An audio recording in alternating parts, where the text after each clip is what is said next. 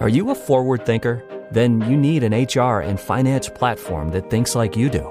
Workday is the AI platform that helps propel your organization, your workforce, and your industry into the future. Workday, moving business forever forward. Imagine this. The best pasta sauce you have ever tasted sits abandoned on a plate.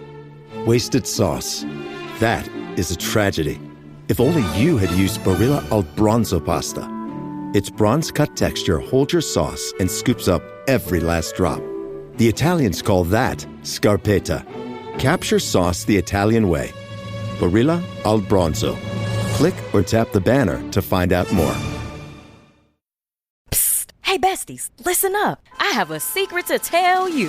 LinkedIn now has improved the job search experience for nurses. Search by your specialty, the shifts you want to work, and the salary that you want to make. With so many employers hiring on LinkedIn, finding the perfect job is even more simplified. So don't spend months searching. Go to linkedin.com/nurses and find out why in the past year, more than 1.5 million nurses have used LinkedIn to search for their next role. That's linkedin.com/nurses.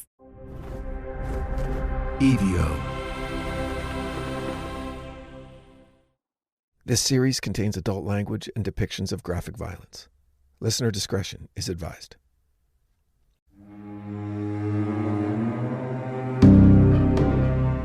It's true. New York is the city that never sleeps. But it murmurs. Through steel pipes and weathered brick, through sidewalk cracks and office tower spines. A constant hum. Not just of machines in motion, but of memory, of something deeper. In the city's oldest corners, in the flickering lamplight of late hours, some say you can hear it. A voice behind the voice.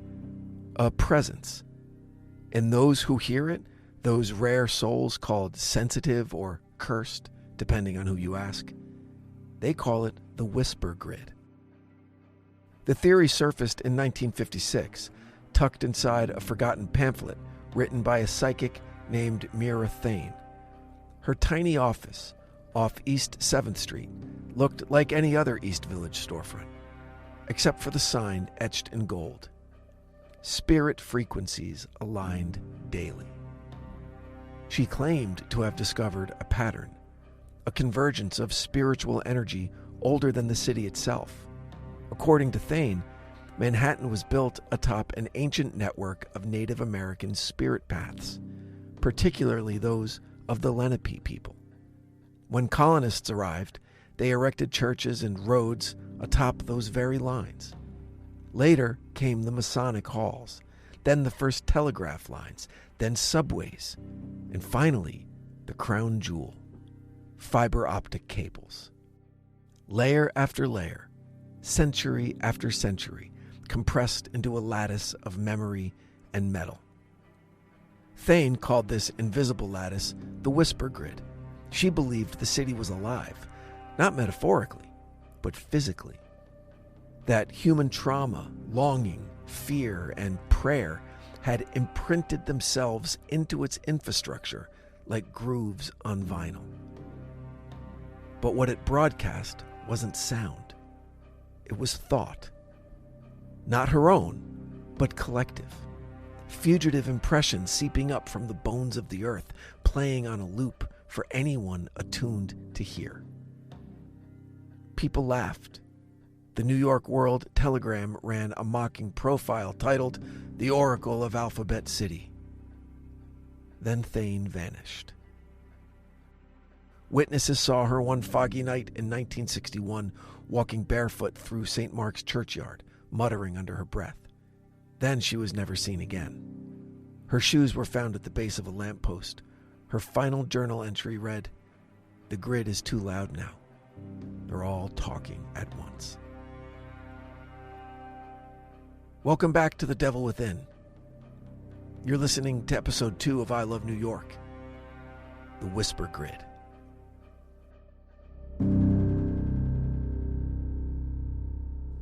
Thane's notebooks were later found in a flea market upstate in Red Hook.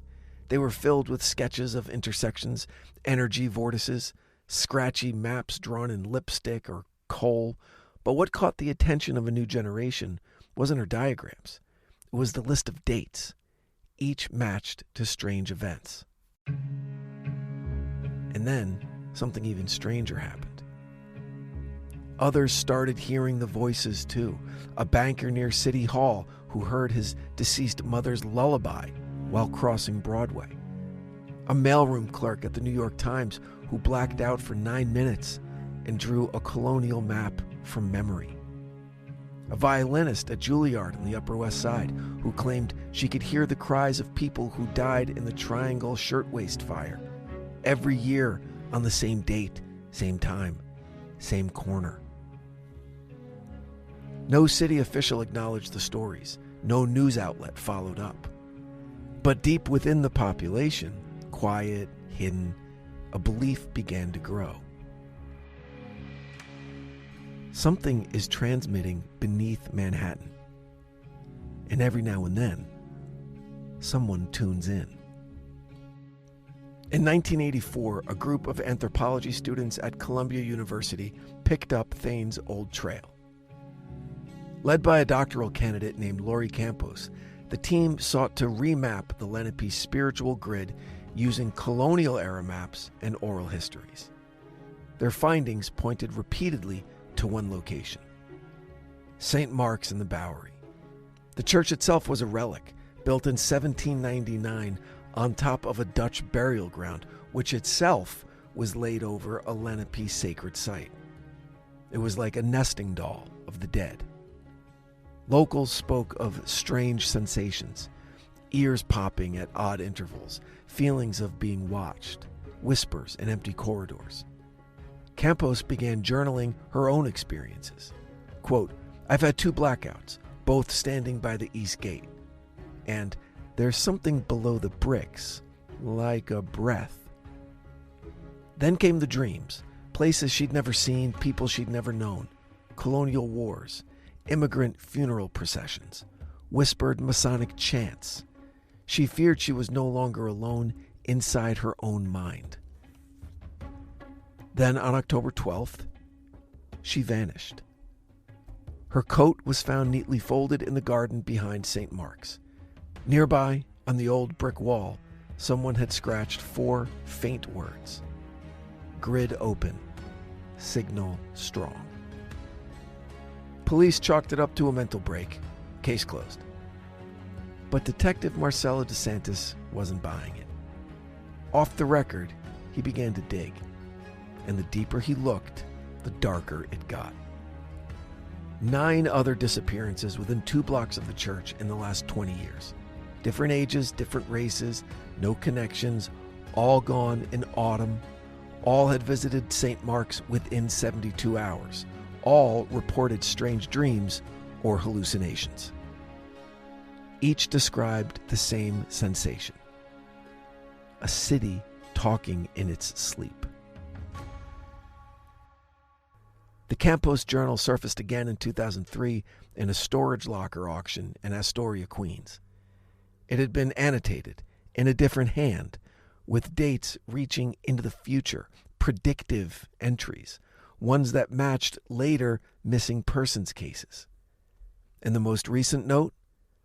September 2024, Washington Square. Do not stand still. But no official explanation, just more whispers. So if New York has a spine, it's Grand Central Terminal, a cathedral of travel, a time machine of marble and shadow, but few understand what lies beneath it. There are levels below levels, platforms never finished, emergency tunnels, electrical vaults, rumored fallout shelters that aren't on any map, and somewhere, according to believers, the very heart of the Whisper Grid.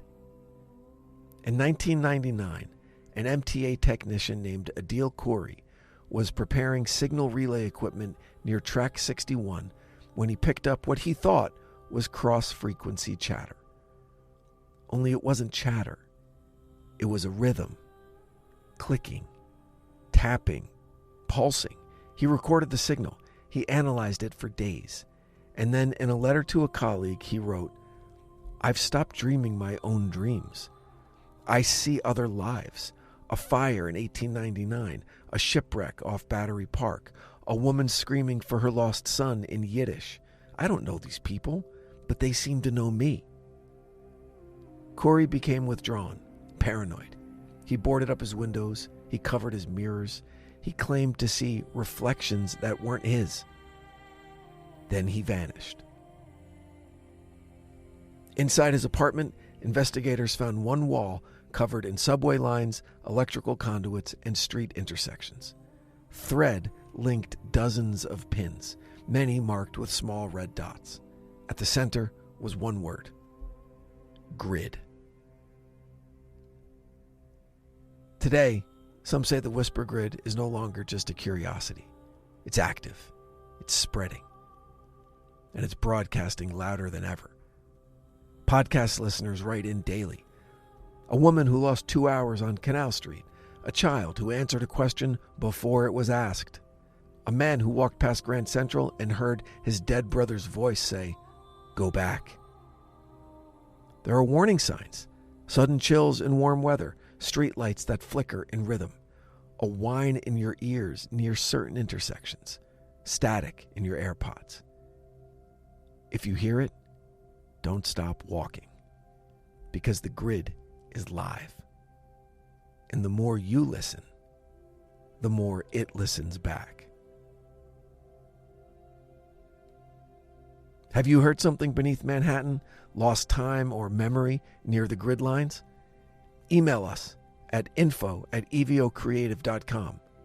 We're listening. Follow, rate, and review The Devil Within on your favorite podcast app. Your voice helps keep the signal alive.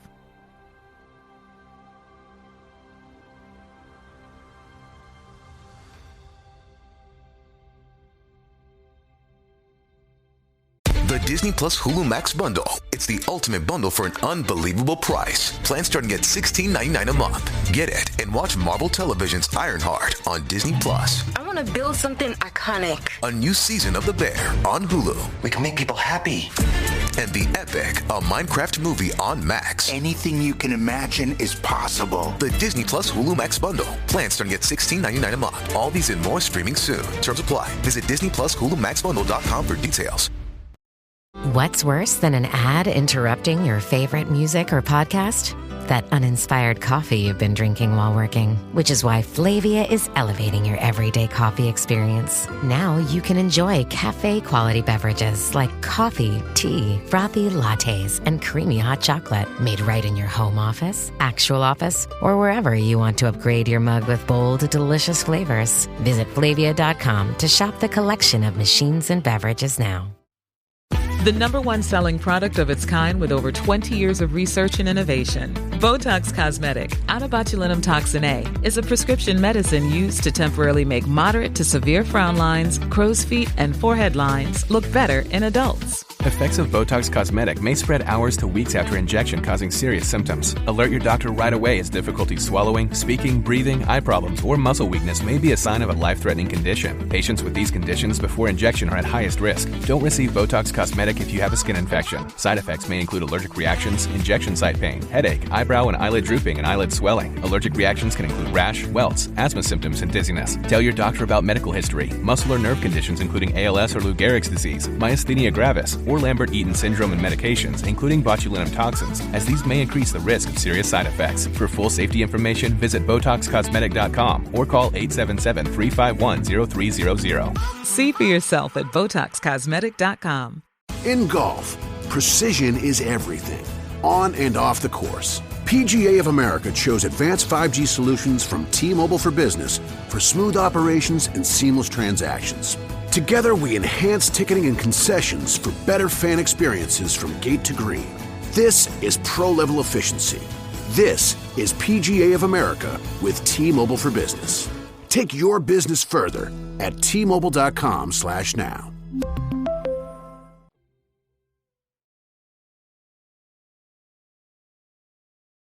The Lower East Side of Manhattan has always had a dual identity. By day, it was a neighborhood of immigrant grit and creative fire. Tenements pressed shoulder to shoulder, fire escapes like iron arteries, bodegas fragrant with roasting meats, and basement bars buzzing with poetry and punk rock. But below, a different city entirely. The streets might have been paved in ambition, but the foundation was built on shadow. Beneath those sidewalks stretched a labyrinth of forgotten crawl spaces and flooded sub-basements. Many never mapped, most never emptied. Prohibition tunnels, 19th century coal chutes, Dutch-era sewer lines with symbols no modern worker could decipher. Brick sealed off by concrete, sealed off by steel, doors welded shut, stairwells that led down and never came back up. And beneath all of that, something alive. They call it the Rat King. Not metaphor, not myth, a literal being. A beast. A writhing, fused mass of rats, dozens, maybe hundreds, conjoined by tail and instinct, operating as a singular predator. Its limbs indistinct, its movement unnatural, a hive mind born of damp and decay, with hunger as its only law. Welcome back to The Devil Within. You're listening to the Rat King of Alphabet City.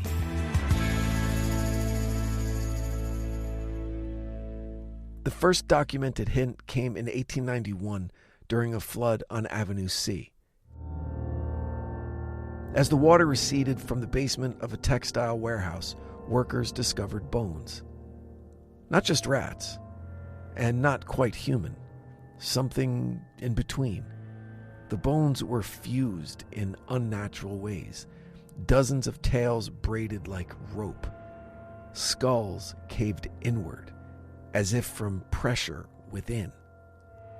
The warehouse landlord who reported it, a man named Patrick Wally, vanished days later. His pocket watch was found in a sewer grate 10 blocks away, still ticking. His body was never recovered.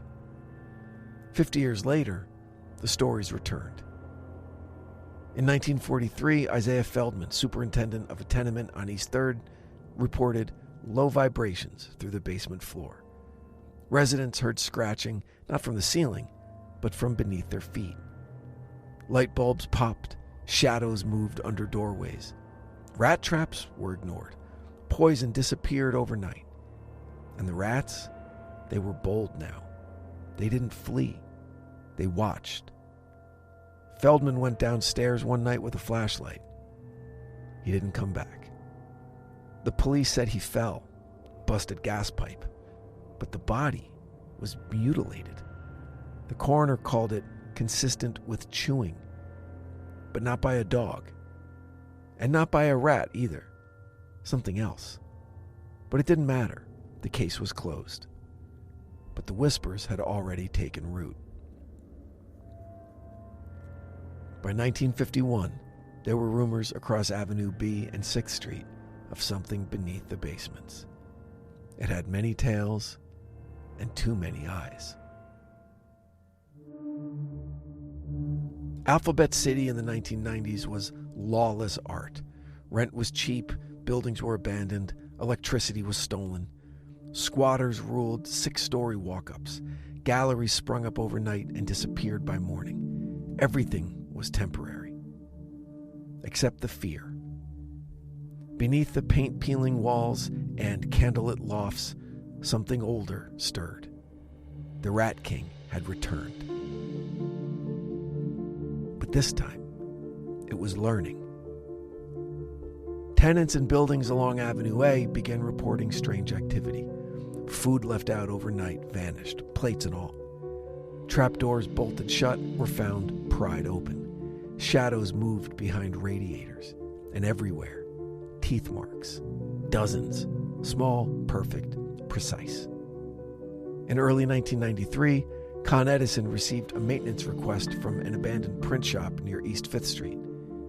Tito Morales, a line inspector with 10 years on the job, was sent in. He came out a different man, shaking and silent.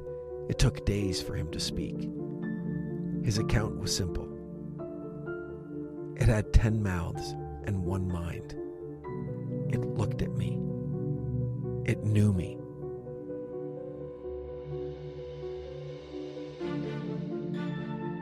He drew a sketch. It showed a knotted spiral of limbs and fur. Too many eyes arranged like buttons, tails tied together like intestines. It was grotesque. The sketch made its way to NYU's parasitology lab. A professor dismissed it as delusion until she was found dead inside her own specimen freezer a week later. The claw marks inside the lid?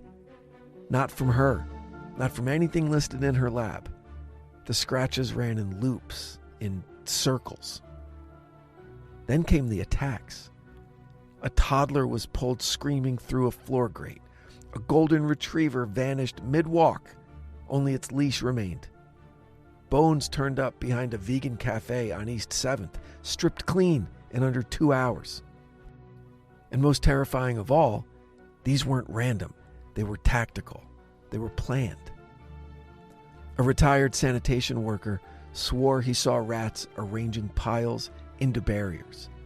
A squatter filmed something slithering past a gas line and later found his camcorder melted from the inside. A documentary crew from the UK arrived in 1996 to investigate. They spent 5 days in the neighborhood, wiring up mics and interviewing residents. Only one returned, the sound tech, and he wouldn't speak again for months. But his audio reels tell the story. What they recorded weren't just rats. They were patterns, rhythmic squeals, syncopated scratches, almost like a language.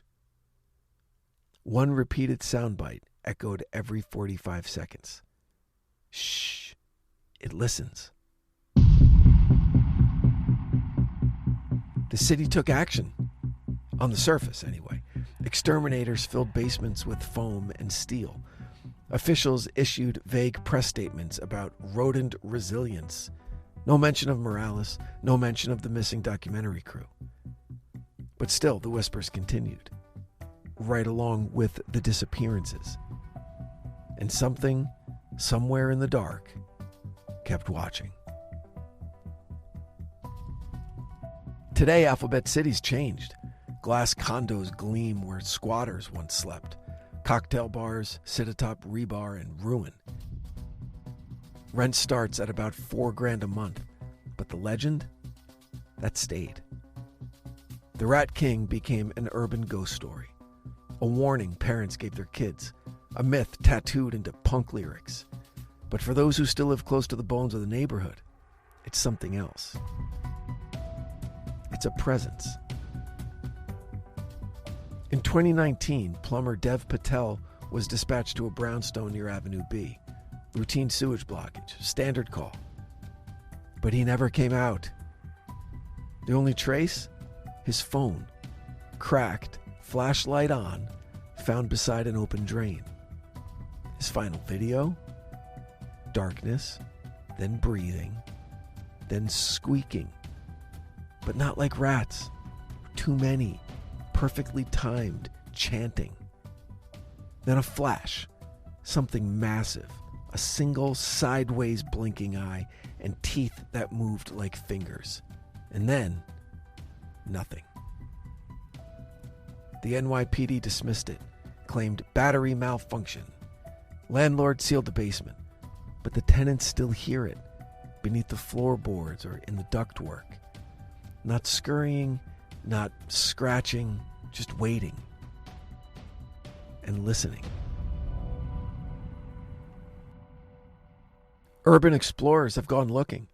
Some return with footage, some don't return at all.